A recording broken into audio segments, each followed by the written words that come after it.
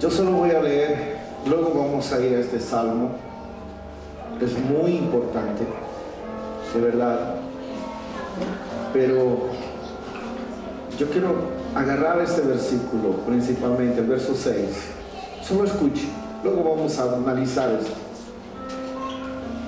Dice: he aquí, tú amas la verdad en lo íntimo, y en lo secreto me has hecho comprender sabiduría.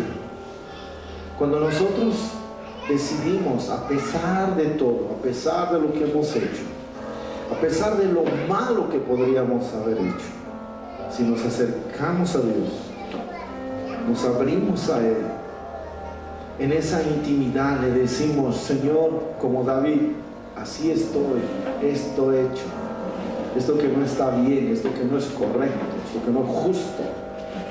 ¿Sabe? Él te va a dar la sabiduría para entender, para corregir tus caminos.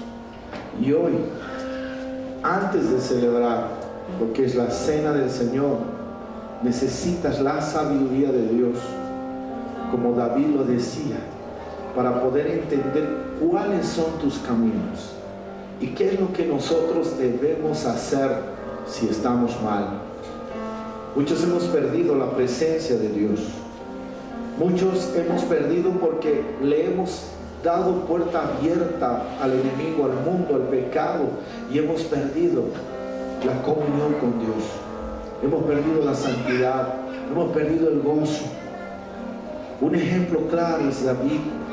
Hoy vamos a hablar de cómo David perdió el gozo, perdió la salvación, perdió la presencia.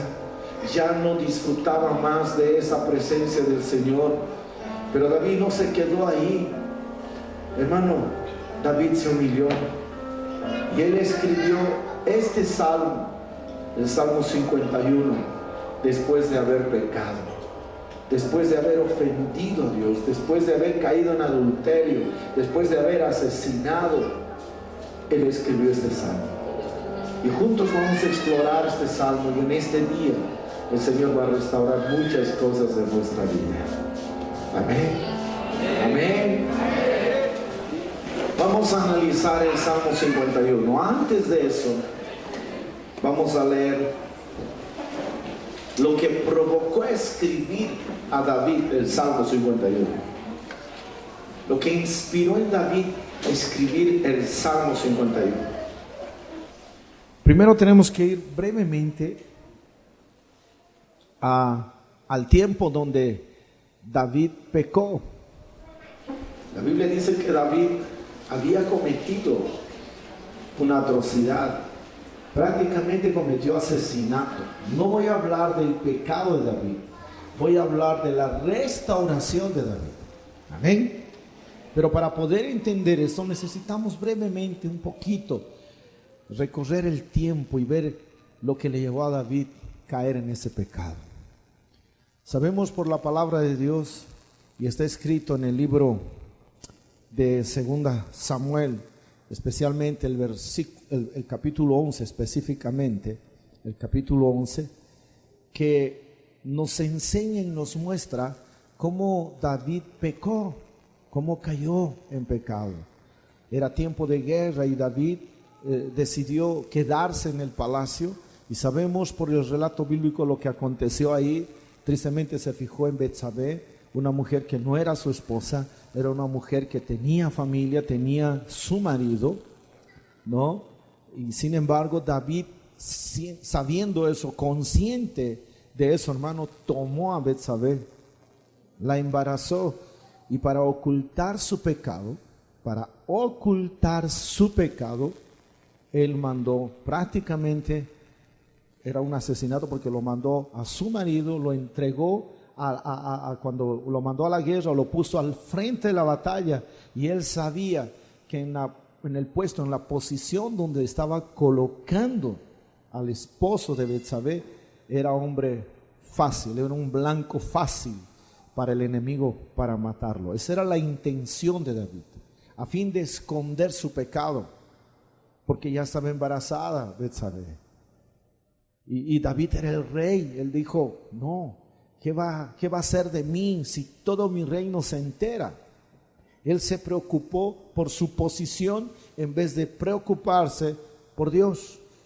Porque por un momento, por causa del pecado, David se olvidó quién lo puso para ser rey. Y él, por causa del pecado, estaba tratando de cuidar, de guardar su prestigio personal. ¿Qué me van a decir? Por eso es que él, al verse perdido por causa del pecado, tristemente cometió ese asesinato y cometió otras cosas más. Ahora, a partir del momento que David comete el pecado, ¿cómo fue su vida?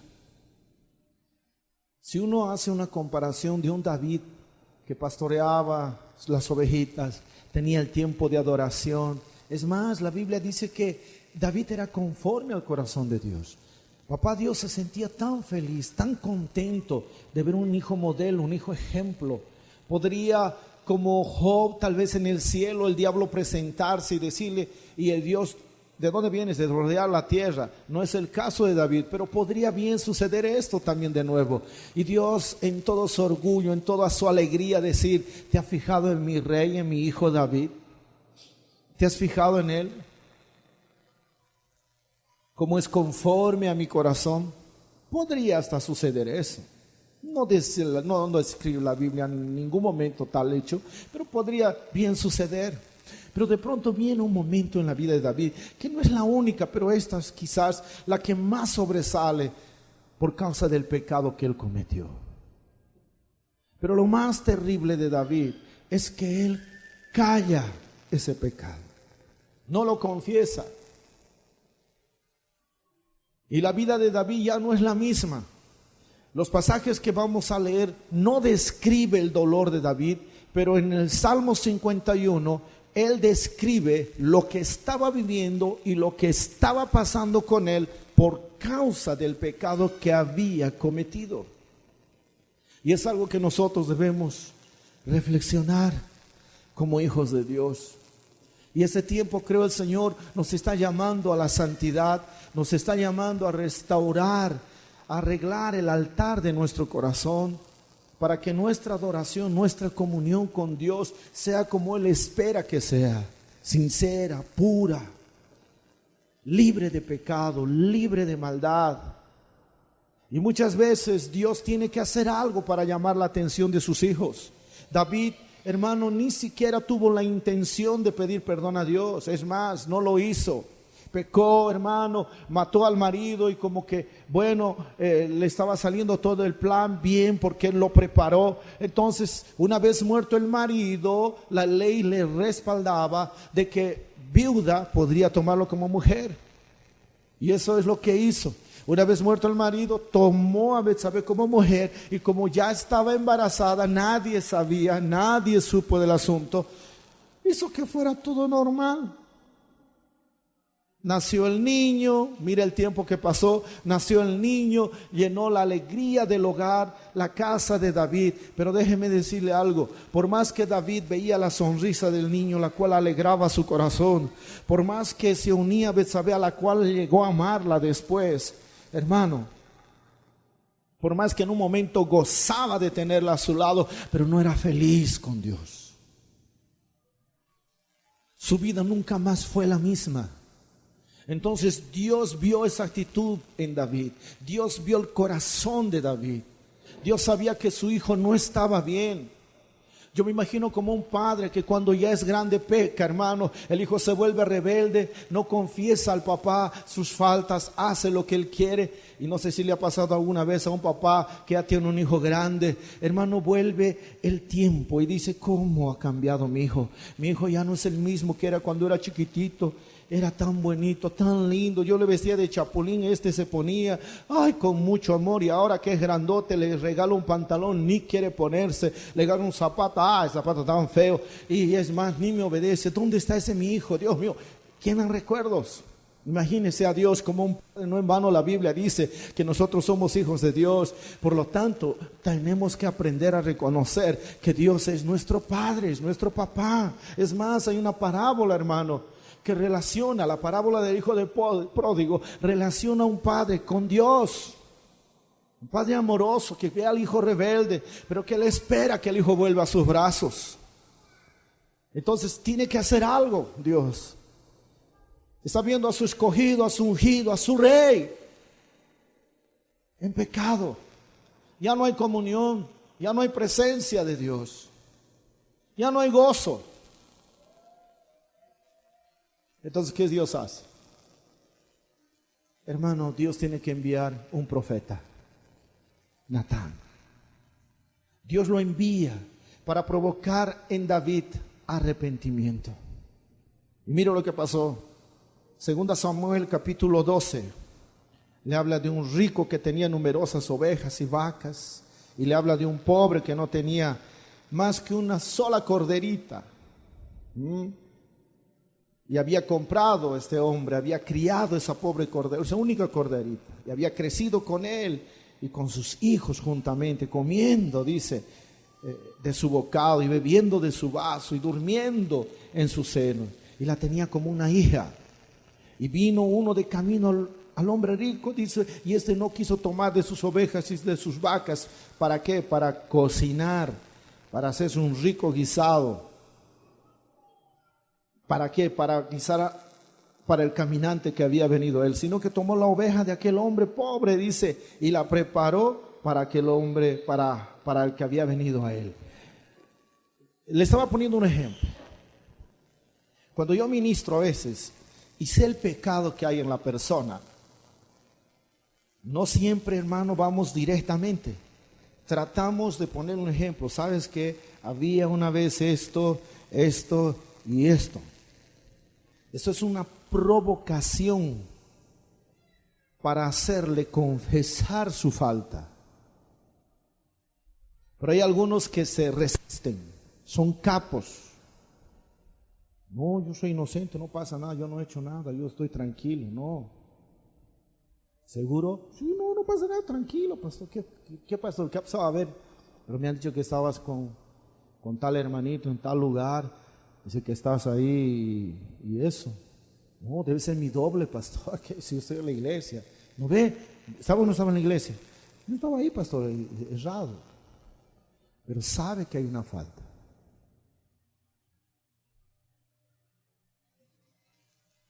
Hay algo escondido. Y Dios siempre va a usar a alguien, como esta noche el mensaje, para hablar a tu corazón, para decirte, hijo, hija, esto está mal. Y así fue Dios. Natán tuvo que ser un ejemplo de un hombre que tenía hambre. Y bueno, pues el rico, teniéndolo todo y pudiendo matar uno de sus corderos o bueyes, prefirió elegir una única corderita que tenía un hombre que era pobre. No, ¿por qué voy a matar mis cosas? Esa corderita agarraré. Y con eso prepararemos el guisante, la comida para este hombre que vino a mí. Y David desató el interés en David, el Señor. Y David, hermano, se puso bravo, se enojó. ¿Quién es ese? Mira lo que dijo David. Entonces se encendió el furor de David en gran manera contra aquel hombre y dijo a Natán, vive Jehová, que el que tal hizo es digno de muerte. Pucha, ¿quién ha hecho eso, Dios mío? ¿Quién ha hecho? Yo como rey que soy, voy a ordenar la ejecución de esa persona. Va a morir. ¿Por qué? ¿Cómo puede abusar? Es digno de muerte. Y debe pagar la cordera con 4 tantos, porque hizo tal cosa y no tuvo misericordia. Él confesó eso. Y ahí Natán, ¿qué le dijo? Verso 7, lea. Entonces dijo Natán a David, tú eres aquel hombre. Wow, ¿cómo cree que se quedó ese momento? Es lo mismo como aquel que te dice, no, yo no soy, mentira. Pero de repente sacas la prueba, tu WhatsApp, el Face, y le muestras la foto. Y entonces, ¿quién es este? No, pero ¿cómo? ¿De qué? ¿Cuándo? ¿Usted ha visto las cámaras secretas? Cuando ellos van y después le muestran. A ver, vamos a ver, ¿de quién es esas cámaras? Pucha, ahí se lo ve abrazando, besándose con la otra. El que estaba diciendo, no. Bueno, En este tiempo no había televisión, no había cámaras para demostrar. Entonces Dios usaba a sus profetas, hermano. Y le dijo, tú eres. David, hermano, en ese momento se quedó congelado. Mire lo que dijo el Señor. Así ha dicho Jehová. Dios comenzó a hablarle a David. Se quedó quieto. El Dios de Israel. Mire lo que le dijo. Yo te ungí por rey sobre Israel y te libré de la mano de Saúl. Saúl lo quería matar y Dios lo libró. Y te di la casa de tu Señor, el palacio, y las mujeres de tu Señor en tu seno. Además te di la casa de Israel y de Judá. Y si esto fuera poco, te habría añadido mucho más. O sea, yo te hubiera bendecido, te hubiera dado más cosas todavía de lo que tú tenías.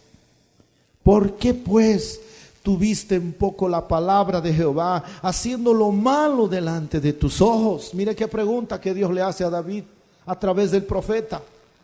A Urías Eteo heriste a espada, al marido de Betsabé, y tomaste por mujer a su mujer, y a él lo mataste con la espada de los hijos de Amón.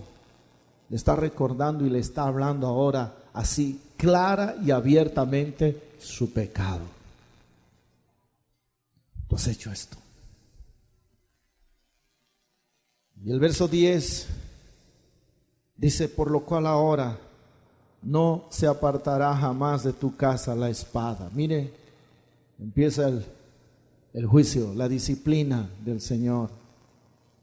No se va a apartar la espada. Por cuanto me menospreciaste y tomaste la mujer de Urías Eteo para que fuese tu mujer. Así ha dicho Jehová, he aquí yo haré levantar el mal sobre ti de tu misma casa, y tomaré tus mujeres delante de tus ojos, y las daré a tu prójimo, el cual yacerá con tus mujeres a la vista del sol. Wow.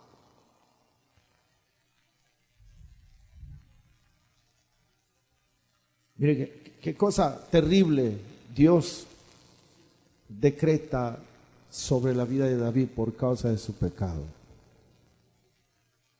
Ahora, David, ¿qué hace?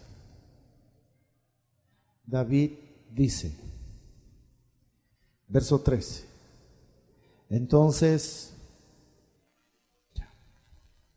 pequé contra Jehová.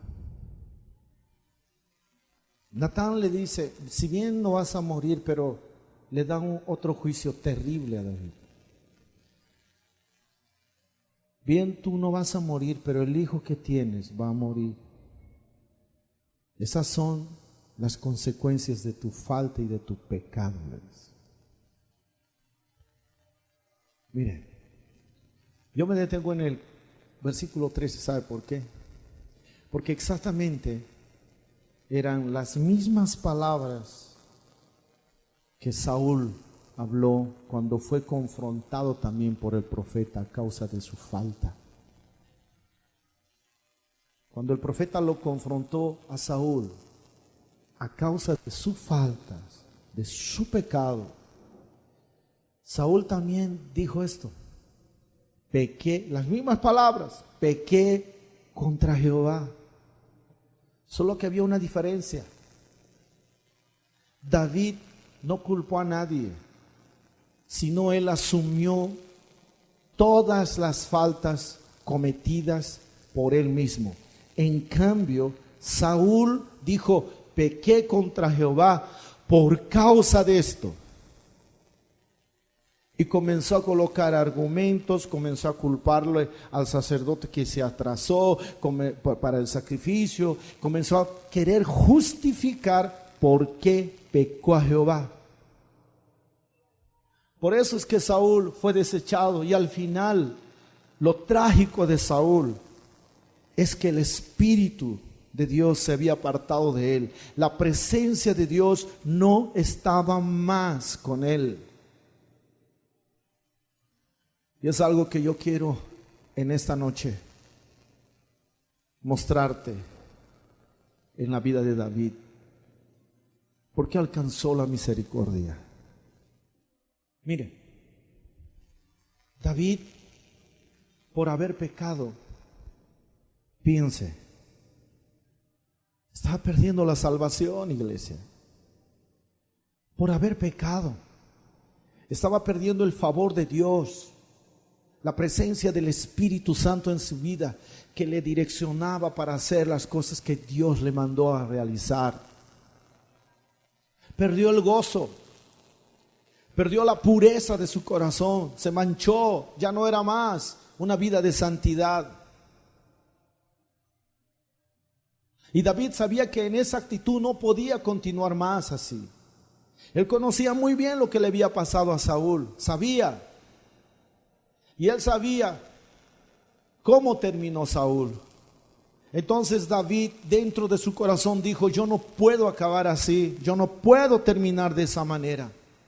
Y entonces en este salmo David nos muestra su verdadero arrepentimiento. Muchos de nosotros, hermano, yo no sé, en este lugar, cuando hablo de nosotros, estoy hablando como iglesia, estoy hablando como cristianos, pero yo no puedo asegurar en este lugar, mas Dios conoce el corazón de su iglesia, conoce el corazón de cada uno de sus hijos, conoce cuál es el corazón de los pastores, conoce cuál es el corazón de los líderes, conoce cuál es el corazón del más simple y sencillo cristiano que se congrega en algún lugar. Conoce. Y sabemos nosotros si estamos disfrutando el gozo de la salvación del Señor. Sabemos nosotros si todavía estamos disfrutando de la comunión y la presencia de Dios en nuestra vida.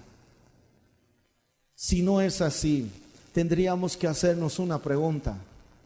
¿No será que hay alguna falta que quizás ni se compare a la falta de David, pero esa falta llamada pecado nos hizo ceder, nos hizo caer en la tentación y pecamos?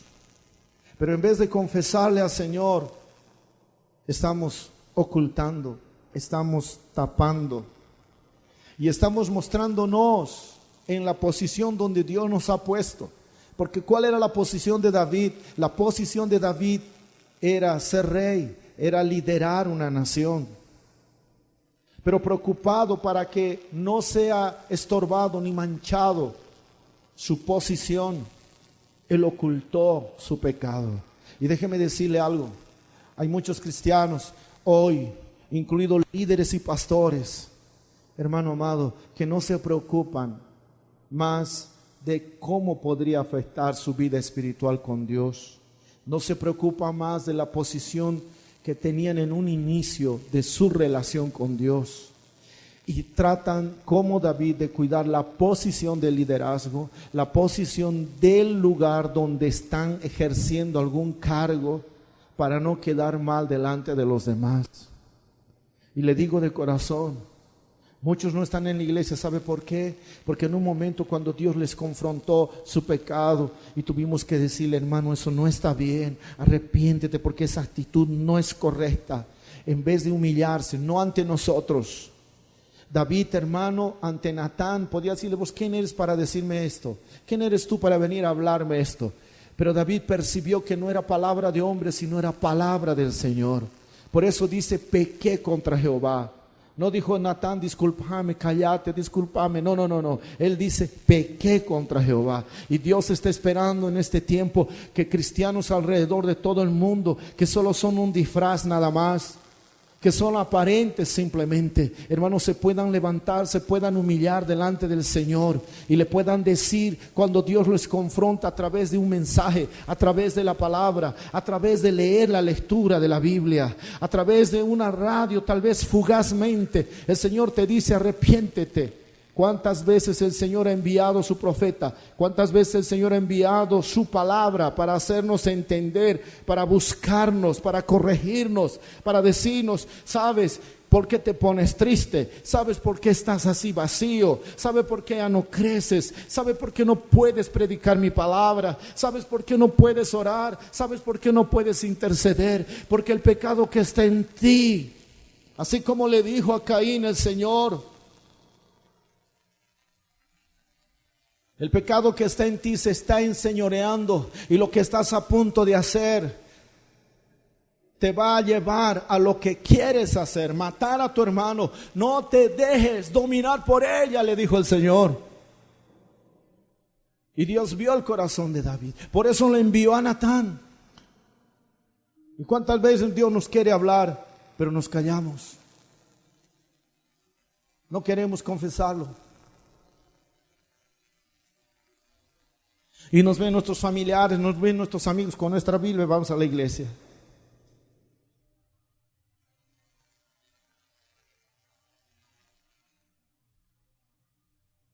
Usted no tiene idea cuántos líderes, pastores alrededor del mundo suben aquí al púlpito.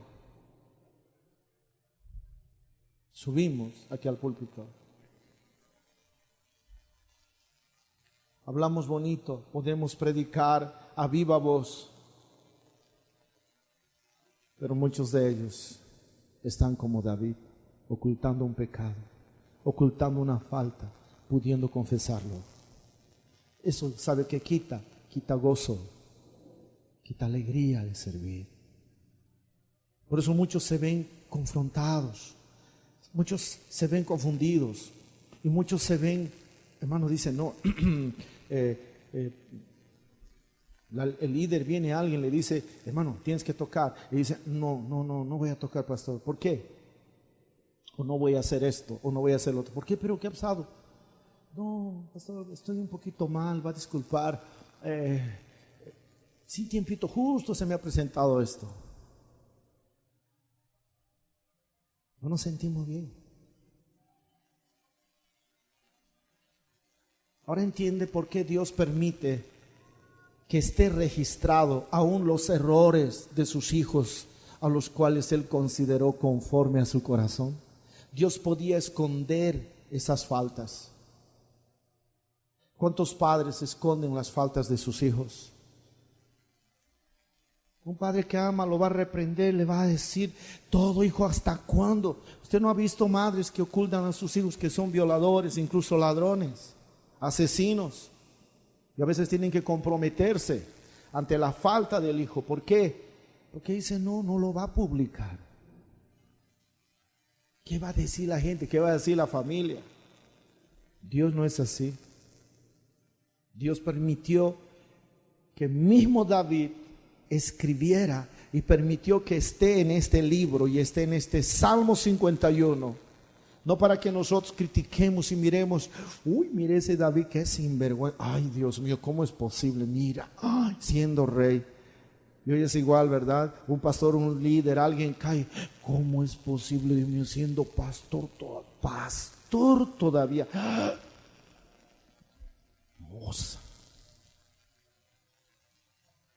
No es para criticar, no es para menos juzgar, es para que nosotros, escudriñando esta palabra, nos examinemos a nosotros mismos si no estamos en esa condición.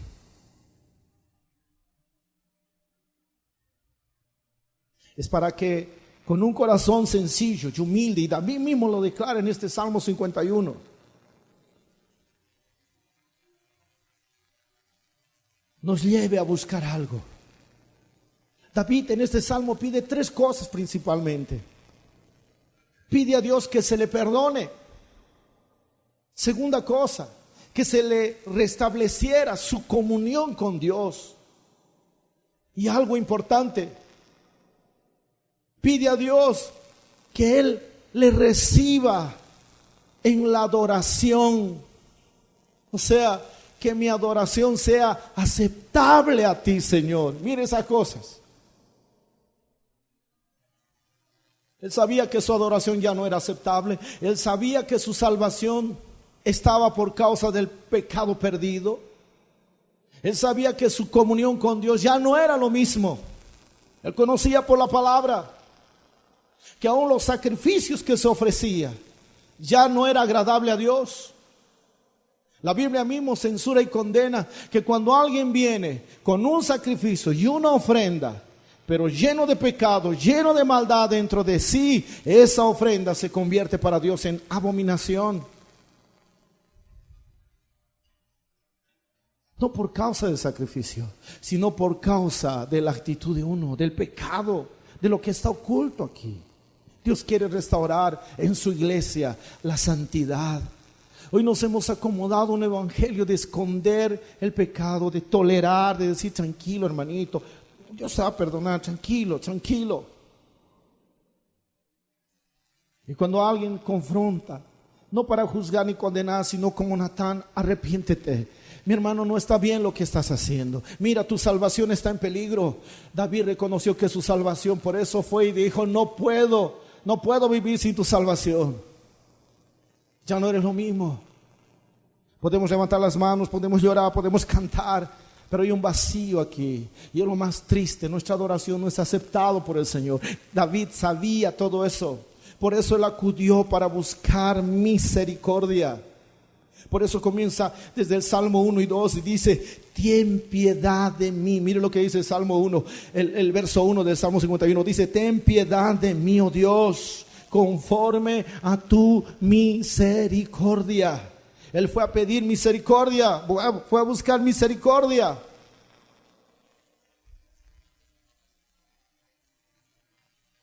Aquí nosotros estamos viendo algo.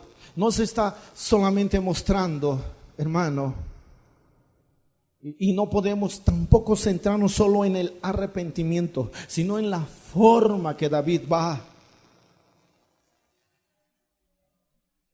Este salmo principalmente se escribió por el pecado. Porque escuche, sin pecado no hay arrepentimiento y perdón. Obviamente el arrepentimiento y el perdón viene por consecuencia o causa de un pecado cometido. Entonces, ¿qué está haciendo aquí David? Algo que nosotros deberíamos de hacer. Cuando pecamos en algo, no necesitamos esconderlo. Tenemos que ir delante del Señor y decirle, ten piedad de mí, perdóname. ¿Por qué cree que Pablo dijo, cuiden con temor y temblor su salvación? Hoy hay la doctrina de la gracia, salvo siempre, salvo. O sea, eres salvo, pecas, puedes hacer lo que sea cuando quieras. Voy a ir al altar, me voy a arrepentir.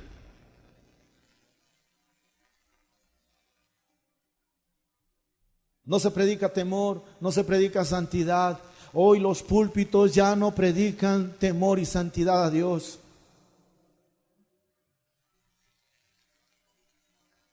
Por eso la iglesia está como está. Cualquier cosita, hermano, los lleva otra vez al mundo. Estos días de carnavales, ¿usted cree que no va a haber cristianos que van a pecar? Tristemente sí. ¿Usted cree que mañana no va a haber cristianos que van a ir a la entrada? Usted tiene que entender que el pecado es terrible, hermano. David sabía de eso, por eso dijo, ten piedad de mí, oh Dios. Borra mis rebeliones.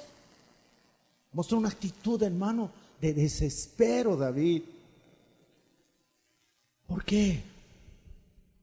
Porque él supo que el pecado, hermano, era perjudicial, era dañino a su vida. Y en este salmo él muestra que el pecado sucio, porque mancha nuestras almas, nuestros corazones. Destructivo, porque destruye nuestra comunión con Dios. Eso es lo que hace el pecado. Horrible. El pecado es horrible. ¿Por qué? Porque es rebelión contra Dios. Lo revela a uno contra Dios. ¿Sabe? El pecado es dañino. ¿Sabe por qué? Porque eso nos quita la salvación.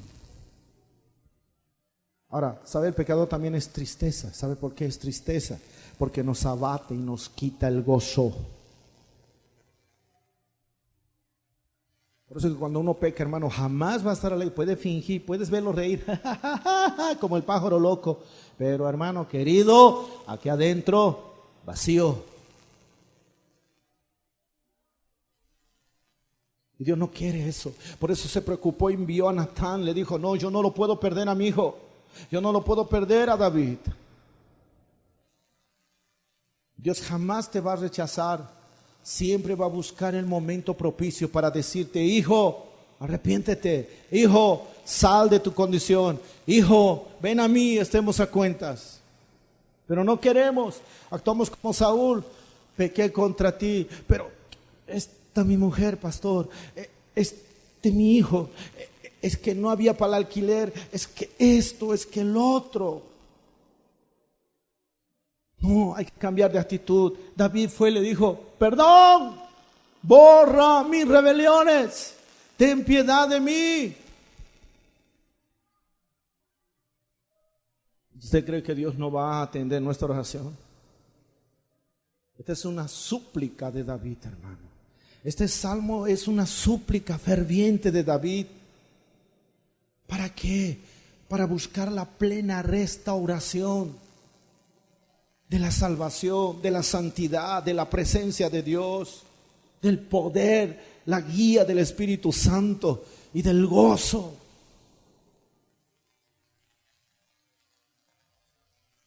Por eso David en el verso 7 y 8 le dice, purifícame. Mire, purifícame con hisopo y seré limpio. Lávame y seré más blanco que la nieve. Hazme oír gozo y alegría y se recrearán los huesos que has abatido. Purifícame. En una traducción más sencilla dice, quítame la mancha del pecado y quedaré limpio. Lava todo mi ser y quedaré más blanco que la nieve. Ya me hiciste sufrir mucho, devuélveme la felicidad. Mire lo que dice David. Quítame la mancha de mi pecado. Eso quiere decir que él se sentía sucio, completamente embarrado por el pecado. Por eso el pecado es una mancha para nuestra alma. Y el único remedio para quitar esa mancha se llama Jesucristo. Su sacrificio en la cruz. Pero para que ese pecado sea quitado, necesitamos mostrar que nos hemos equivocado. Nosotros somos los culpables de esa falta. Necesitamos el perdón de Dios. El perdón de Dios es la única cosa que va a quitar esa mancha. Lo único. Es el único medio para la limpieza de nuestra alma, de nuestro corazón. Y él dice, el pecado que hacía con él, lo oprimía, lo abatía, le quitaba el gozo, su alegría. Tristeza.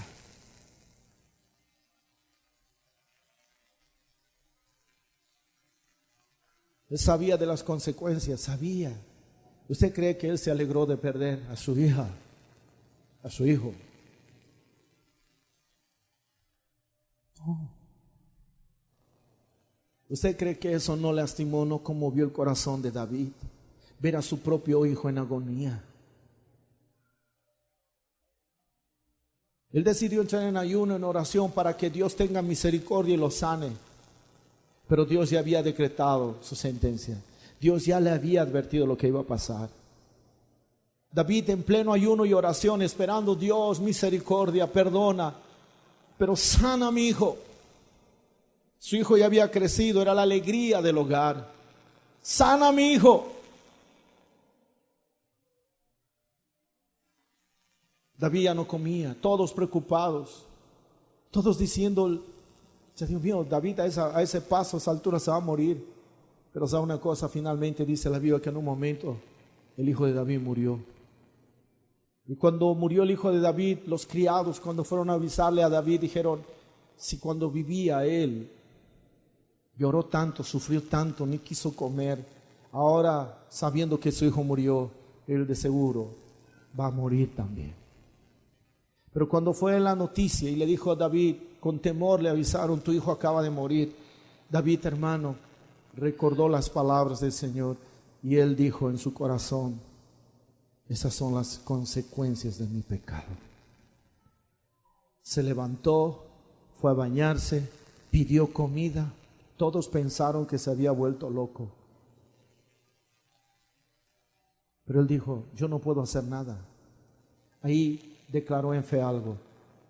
Yo no puedo hacer que él venga a mí, pero yo voy a ir a él. Lo voy a ver.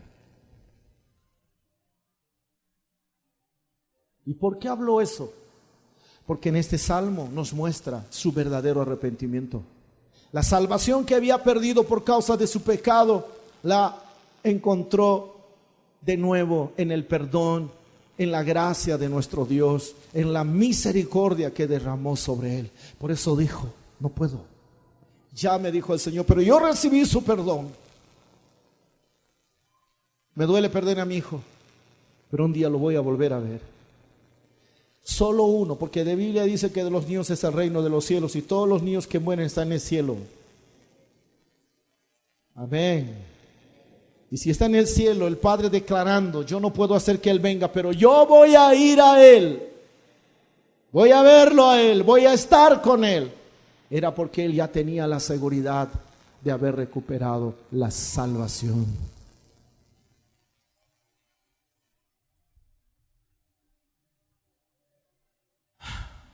Por eso fue al Señor, pero sabía las consecuencias. Por eso usted entiende que uno se convierte y de repente le detectan cáncer. Aquel que fue fumatérico, alcohólico, hermano, tomando, vuelve al Señor. De repente un día siente dolor, estando en el Señor, va al médico, el médico le dice, lo siento, tus pulmones están dañados, triste, tu hígado, lo has arruinado, muchacho, tienes cáncer. Dios lo perdonó, pero las consecuencias de su pecado anterior, tristemente a uno a veces le sigue. Por eso, hermano, hay que tener mucho cuidado con el pecado. Por eso hay que tener mucho cuidado con ceder al pecado. David lo supo, lo vivió en carne propia.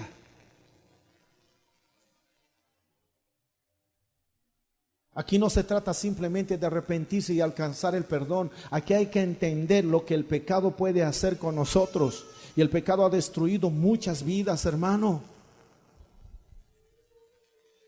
Por eso alguien dijo, si no estás listo para pagar las consecuencias, es mejor que pienses muy bien antes de pecar.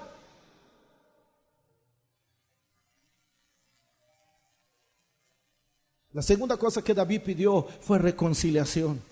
Él pidió volver a tener comunión con Dios.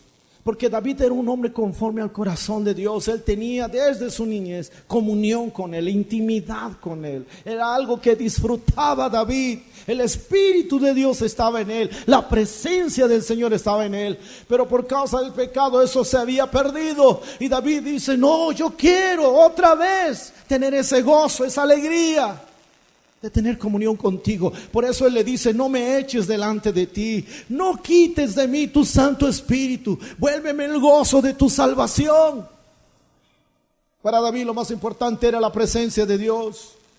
No me eches delante de ti. Saúl no le importó eso, y lo triste que tuvo que sufrir como consecuencia de su falta Saúl era Dios diciendo, no estoy más contigo. Wow, es lo peor que nos puede pasar. David sabía que alejado de Dios no era nadie, lo perdía todo. Él vio lo que pasó con Saúl.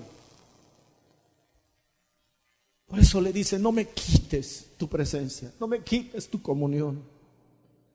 Hermano, ¿se pone a pensar qué pasaría eso si sucedería con nosotros? Hoy la iglesia está pecando como si nada. Ni se inmuta, ni se afecta, no les afecta en nada. En la boca del cristiano que debe haber alabanza, a veces hay groserías. Mienten, chismean, juzgan, hablan en doble sentido, hacen cosas malas. En vez de mirar sus propios errores, en vez de ver la viga que hay en su ojo, miran la paja del hermano. Miran los errores de otros, están juzgando a otros cuando el pecado está llenando el corazón de ellos. La última cosa que pidió David es que Dios aceptara su adoración. El verso 15, el verso 17. Oh Señor.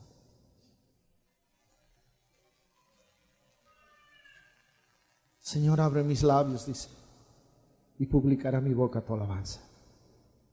Porque no quieres sacrificio que yo le daría, no quieres holocausto. Los sacrificios de Dios son el espíritu quebrantado. Al corazón contrito y humillado no despreciarás tú, oh Dios. ¿Sabe lo que dice esta otra traducción? Abre mis labios y te cantaré alabanzas. Yo con gusto te ofrecería animales para ser sacrificados, pero eso no es lo que quieres, eso no te complace. Para ti la mejor ofrenda es la humildad. Tú, mi Dios, no desprecias a quien con sinceridad se humilla y se arrepiente. Eso es lo que Dios quiere ver en nosotros. David sabía que el pecado estorbaba su adoración a Dios. Lo que él hacía contaminaba lo que ofrecía a Dios. Era algo contaminado. Dios demandó siempre de su pueblo santidad, y Dios demanda de nosotros santidad. Jamás Dios aceptó el pecado ni acepta hoy el pecado. Por eso David clamó perdón, para poder volverle a alabar con integridad y con santidad. No sirve de nada que yo esté aquí parado, hermano, y comience a predicar y comience a cantar y alabar cuando yo no estoy viviendo en santidad, cuando estoy haciendo lo indebido. No sirve de nada. Puedo causar una impresión buena en ti, puedes causar una impresión en tu iglesia, en tu familia, en tu casa, pero Dios nos conoce. Y mientras yo no entre a cuentas con Dios, el único afectado, el perjudicado, hermano, voy a ser yo mismo. Nunca me voy a sentir bien. Voy a perder mi comunión con Dios. La presencia de Dios no fluirá más en mi vida. Mi salvación estará en peligro. Oh, mis hermanos, mi gozo, mi alegría de servirle no será más la misma. David sabía de eso. Por eso se desesperó. Por eso ya no quiso callar más. Por eso él buscó, hermano. Bendito sea el Señor. Buscó el perdón de Dios. ¿Qué vamos a hacer nosotros, iglesia? Solo cuando David hizo esto, entonces el Señor le devolvió el gozo de la salvación que él anhelaba tanto. Solo cuando David encontró la misericordia, el perdón de Dios y con ese gozo de la salvación, entonces David pudo decir: yo voy a ir al pueblo, voy a ir a la gente. Oh Señor, yo voy a ir para que ellos escuchen tu palabra, para que ellos no pequen. Bendito sea el Señor.